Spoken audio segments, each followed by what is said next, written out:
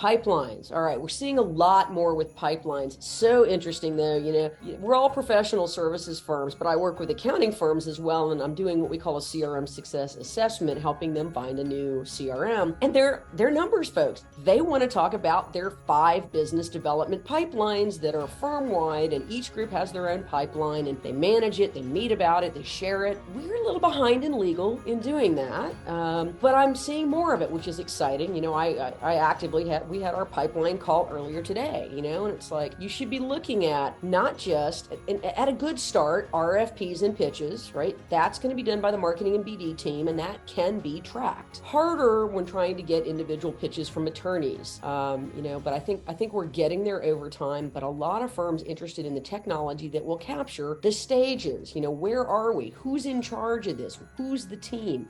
Who are we connecting with? We have information about them. What's the work like? What's the work worth? Which office might it be in? What practices? You don't have to track all this, but it's good to track a lot of this. And you don't have to do it in a pipeline tool, but every firm's got so many spreadsheets already. And, I've worked with firms where like, well, how are you tracking this? Oh, well, 2 different people are tracking it on 2 different spreadsheets, and they both saved it to their hard drives. It wasn't even in document management, and if that person decides to go, I don't know, global nomad, suddenly the BD pipeline is on their hard drive. That's not the top of their mind. But even Chris, the BD pipeline is in lawyers' heads. I know. Sometimes they don't even think that certain things they do is a BD pipeline activity. And so even getting them comfortable and remembering to share with us is a huge part of the challenge that I personally have. Indeed.